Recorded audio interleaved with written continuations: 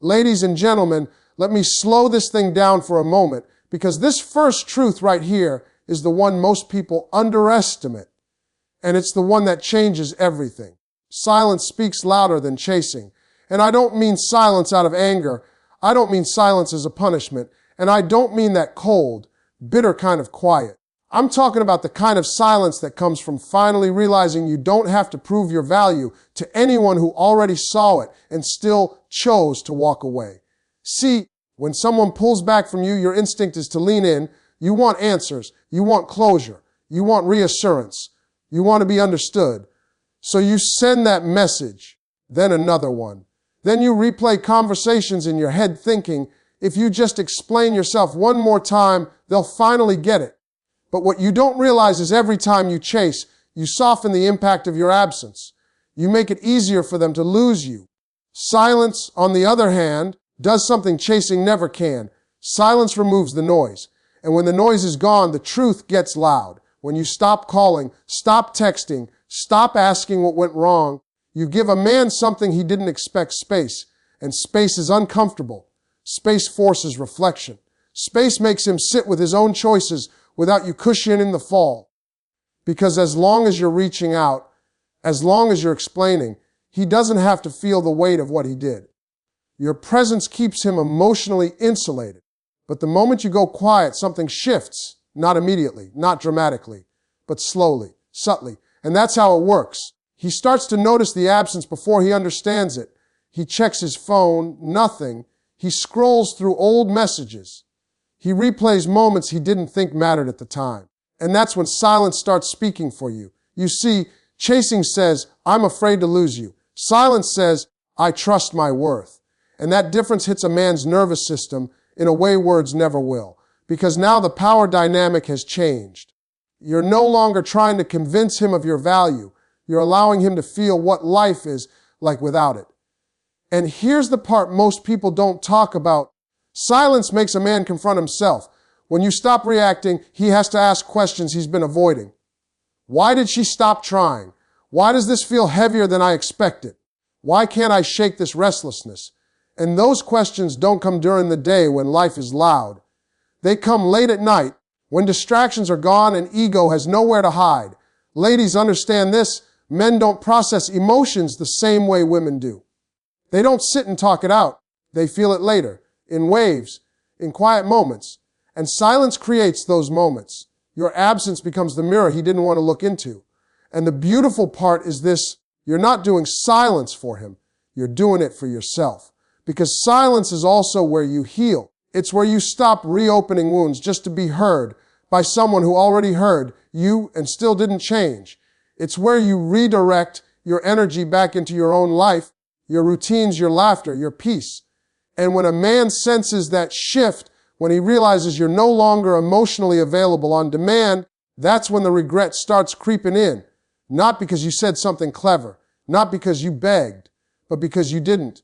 Silence leaves room for imagination, and imagination is powerful. He imagines you moving on. He imagines you smiling without him. He imagines another man benefiting from what he failed to protect. And that thought, that's what keeps him awake. That's what tightens his chest. That's what makes him feel the loss without fully understanding it. Chasing tries to control the outcome. Silence allows the truth to reveal itself. And if he never comes back, that silence still saved you. Because it taught you that love should never require you to abandon your dignity just to keep someone close. So when I say silence speaks louder than chasing, I mean this: sometimes the strongest thing you can do is stop explaining your worth to someone who already experienced it. Sometimes the loudest message you can send is peace. And sometimes the moment you stop reaching is the moment he finally feels you. Let me tell you something real right here, because this second truth is where a lot of people lose themselves without even realizing it. Peace is more powerful than pleading. And I know that sounds backwards to someone who's hurting, because when your heart is aching, peace feels like surrender. It feels like giving up. It feels like letting someone win. But I promise you, peace is not weakness. Peace is strength under control. See, pleading comes from fear.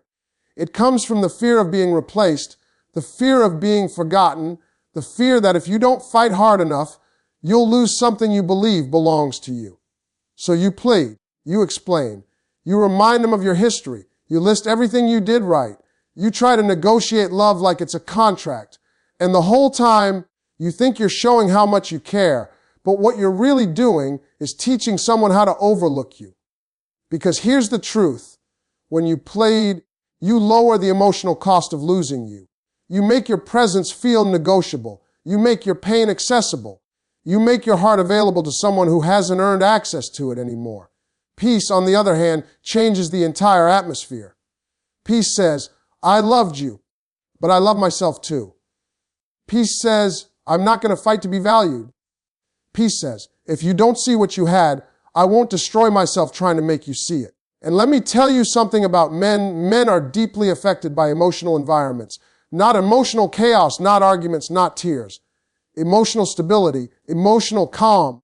When you stop pleading and start moving in peace, it creates a tension he can't control. Because now there's no argument to win. There's no conversation to dominate. There's no emotional reaction to lean on. Your peace becomes unfamiliar. And unfamiliar makes a man uncomfortable. He starts wondering why you're not angry, why you're not asking questions, why you're not demanding explanations, why you're not breaking down the way he expected. And that curiosity, that's the beginning of emotional impact. Because when you pled, he feels powerful. But when you choose peace, he feels uncertain. And uncertainty is where reflection lies. Peace removes the illusion that he still has access to your emotional world. You're not cold. You're not distant. You're just no longer bleeding in front of someone who caused the wound. And that hits deeper than tears ever could. Ladies, understand this. Peace forces accountability without confrontation. You don't have to call him out. You don't have to explain how he hurt you. Your calm does the explaining. Your stability becomes the message. Your ability to carry on without emotional collapse becomes the loudest statement you could ever make. And here's the part most people don't expect. Peace creates emotional contrast. When you were pleading, there was constant communication, constant emotion, constant engagement. But when you step into peace, there's quiet. And that quiet makes him feel the absence differently. It's not dramatic. It's heavy. At night, when the noise of the day fades, he remembers how you used to try, how you used to care so deeply. And now that energy is gone, not redirected to him, redirected inward. And that's when the regret begins to surface, not because you demanded it, but because your peace made him aware of what he disrupted. Peace also protects you. It keeps you from reopening wounds just to feel connected. It keeps you from shrinking yourself to fit someone else's emotional limitations. It allows you to grieve without humiliating yourself, to heal without performing your pain. And when a man realizes you're no longer emotionally available for struggle, for drama, for unfinished conversations, it does something to him. Because now he has to sit alone with the consequences of his decisions. He can't reach you easily. He can't trigger a reaction. He can't confirm that you're still waiting. And that uncertainty grows, slowly, quietly, relentlessly. Peace doesn't mean you didn't love deeply. It means you loved wisely. It means you recognize that begging for consistency is not love, it's survival mode. And survival mode is not where love thrives. So when I tell you peace is more powerful than pleading, I mean this: peace reclaims your dignity.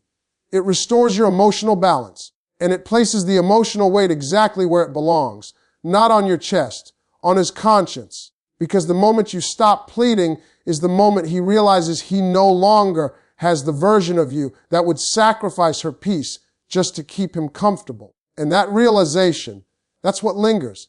That's what echoes. That's what keeps him awake long after you've fallen asleep and you're calm. Let me speak plainly about this third truth, because this is where real power shows up. And most people misunderstand it completely. Emotional detachment creates emotional impact. Now don't confuse detachment with coldness, and don't confuse it with pretending you don't care. Emotional detachment simply means you stop tying your emotional survival to someone else's choices. And when you do that, something profound happens on the other side.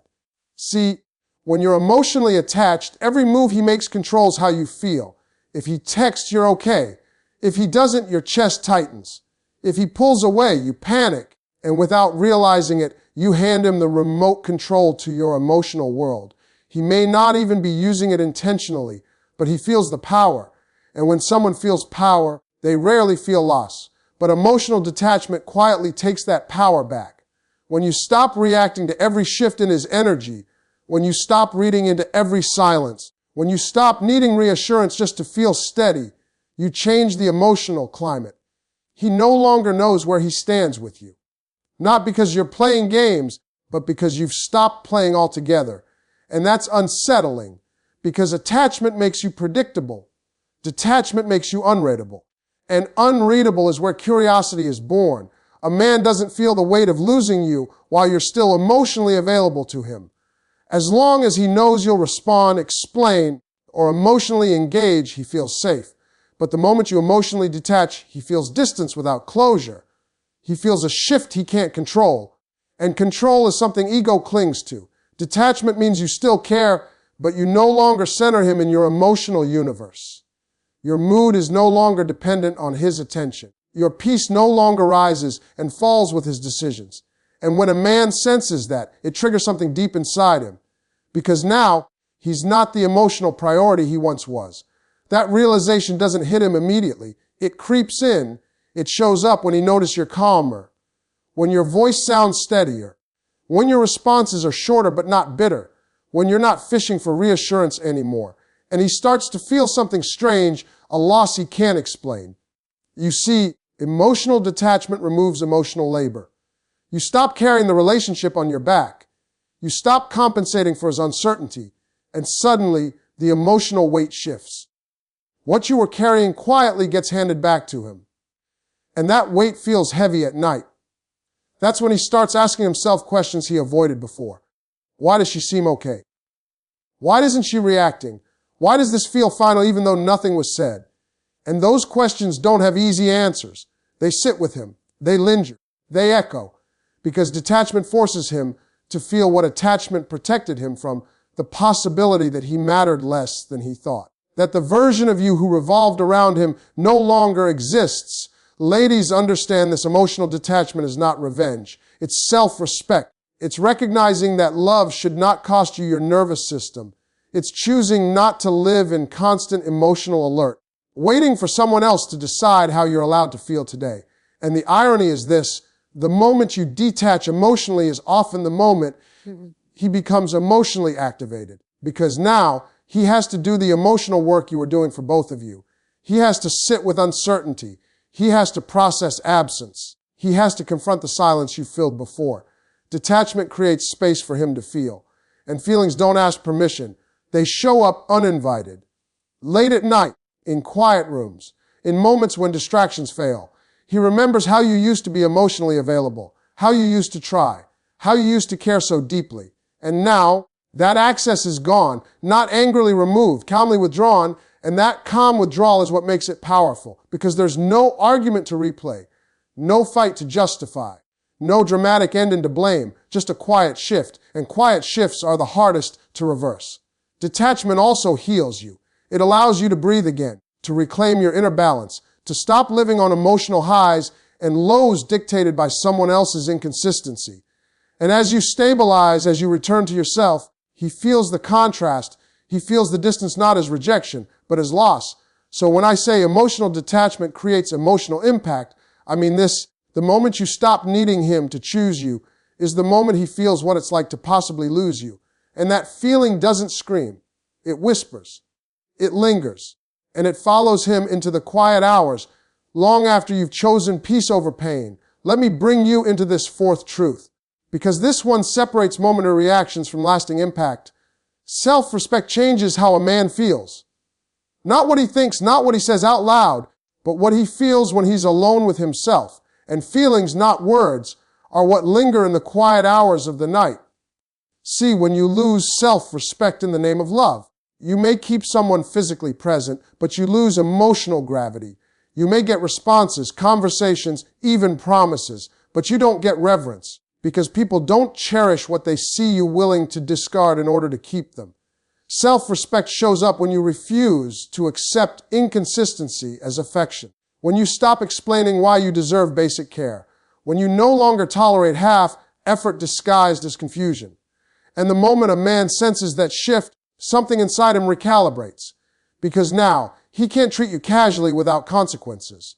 Understand this, men are deeply attuned to boundaries. Even when they don't admit it, they feel where the line is and they feel when it moves. When your self-respect is intact, the line doesn't move for convenience. And that stability commands something far more powerful than pleading ever could. Self-respect communicates without confrontation. You don't have to announce it. You don't have to threaten. You don't have to demand.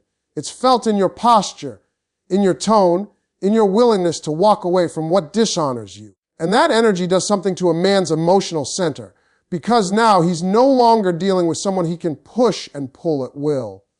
When you lack self-respect, arguments revolved around convincing him to choose you. When you regain it, arguments disappear because you no longer negotiate your worth. And that absence of negotiation is what makes him uneasy, because he can no longer rely on your tolerance to cushion his indecision.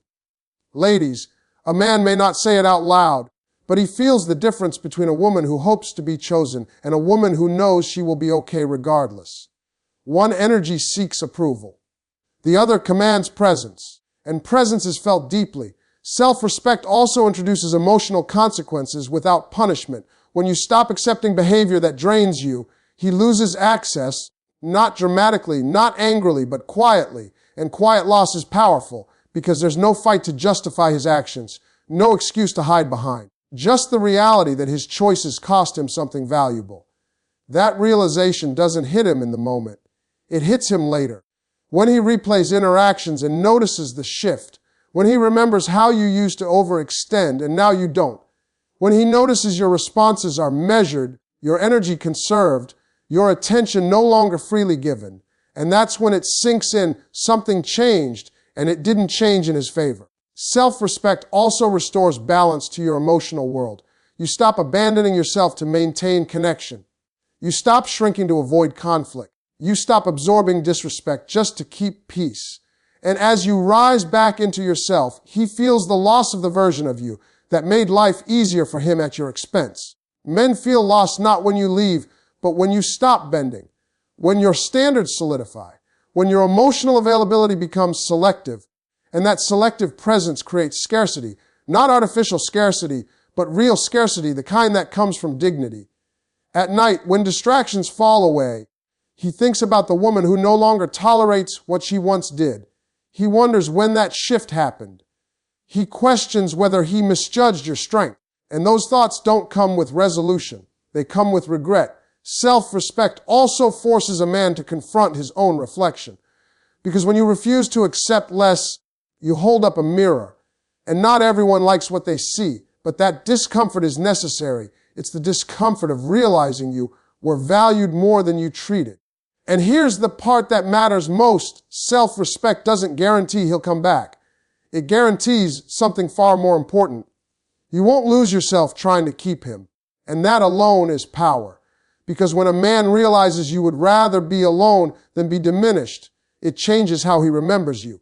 You're no longer the woman who waited. You become the woman he had to rise to and didn't. And that memory doesn't fade easily. It lingers in the quiet. It echoes in moments of comparison. And it follows him into the night long after you've reclaimed the part of yourself that was always worth protecting. Let me take you into this fifth truth, because this one works quietly, deeply, and without effort. Absence activates reflection. And I don't mean disappearance out of spite or vanishing to make a point. I'm talking about real absence, the kind that happens when you stop inserting yourself where you're no longer prioritized. See, presence is comforting. Presence is familiar. Presence allows people to postpone accountability. As long as you're there, available, reachable, emotionally responsive, a man doesn't have to fully think about what he's doing or what he's risking. Your presence softens the consequences of his behavior. It gives him emotional insurance. But absence removes that cushion. When you step back, not dramatically, not angrily, but intentionally, you remove the background noise that allowed him to stay distracted. And that's when reflection begins.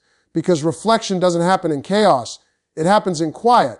At first, absence feels light to him. He tells himself he's fine. Phil stays busy. He convinces himself nothing has changed. But absence is patient. It doesn't rush, it waits. And slowly it starts to do its work. He notices the silence where your voice used to be.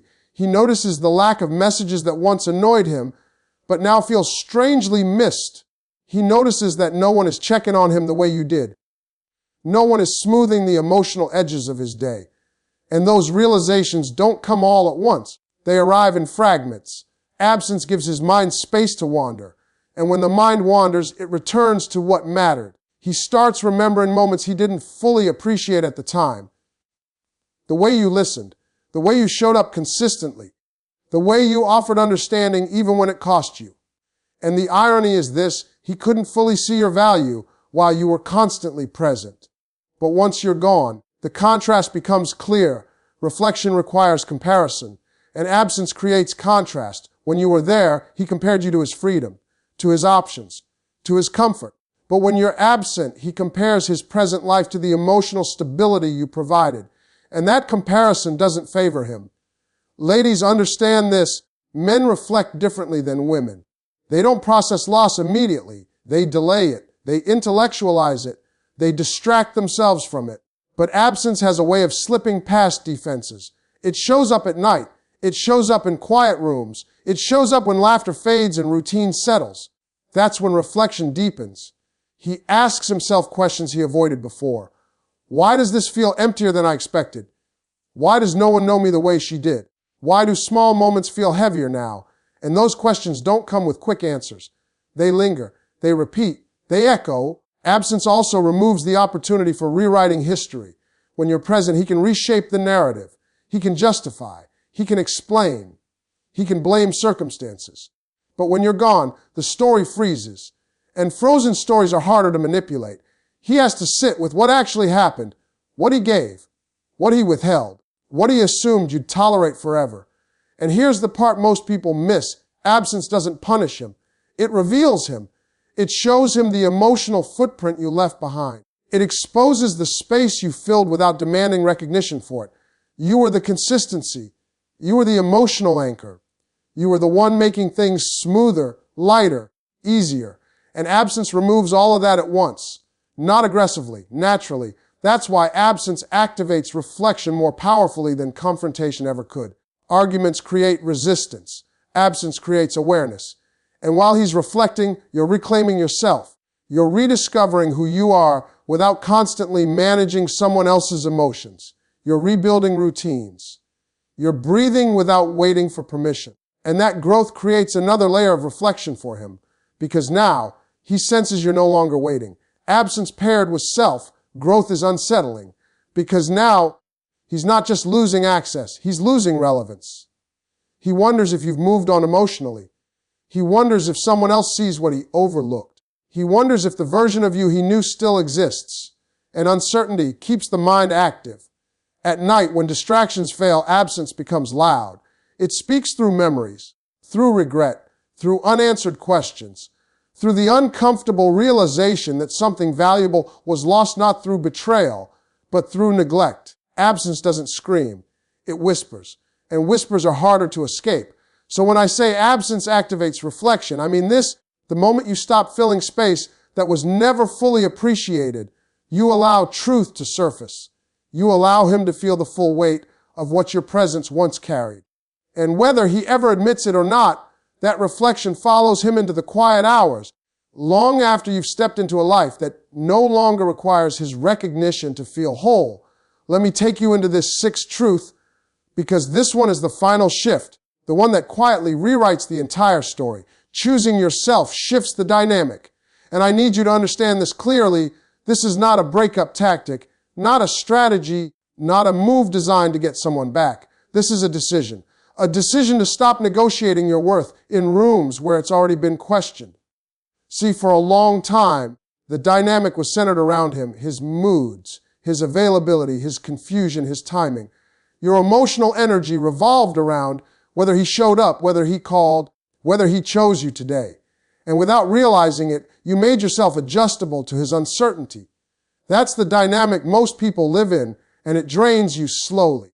But the moment you choose yourself, the axis shifts.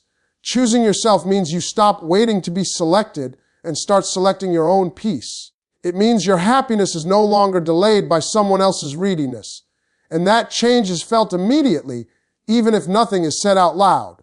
When you choose yourself, you stop over-explaining, you stop over-giving, you stop over-functioning in connections that should be mutual. And that removal of excess effort creates imbalance because now he feels the absence of the energy you once supplied without conditions. Men get comfortable when they believe your love is unconditional access. When they believe no matter how inconsistent they are, you'll remain emotionally available. But choosing yourself closes that open door, not by slamming it, but by walking through it in the opposite direction. And here's what happens next. He feels displaced, not replaced, displaced, because the center of your world is no longer him. And when someone who used to be central becomes peripheral, it unsettles them, especially when it happens calmly. Choosing yourself changes how you respond. You're no longer reactive. You're no longer emotionally urgent. You're no longer trying to correct misunderstandings that cost you your dignity. And when a man realizes he can no longer pull emotional responses from you at will, he starts questioning his position in your life. That's the shift. Before, he could create a reaction simply by pulling away. Now, his distance no longer produces panic. It produces clarity. And clarity is powerful. Choosing yourself also means you stop making excuses for behavior that hurts you. You stop calling inconsistency confusion. You stop calling neglect stress. You stop calling emotional unavailability bad timing. And when those labels fall away, the truth stands exposed. And truth is uncomfortable. Because now he has to face the fact that you didn't leave because you stopped caring. You left because you started caring about yourself more. That realization follows him. At night, when he's alone with his thoughts, he replays the dynamic. He remembers how you used to accommodate, how you used to wait, how you used to soften your needs so he wouldn't feel pressured. And now, that version of you is gone. Not angry, not bitter, just unavailable for imbalance. Choosing yourself introduces finality without drama. There's no fight to point to, no argument to blame, no moment where he can say, that's when everything went wrong.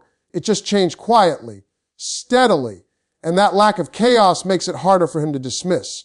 Because chaos is easy to blame, calm decisions are not. Choosing yourself also restores your internal alignment. You no longer feel torn between what you feel and what you tolerate. You no longer silence your intuition to keep someone comfortable. And that alignment shows in your posture, in your voice, in your boundaries. Men feel alignment.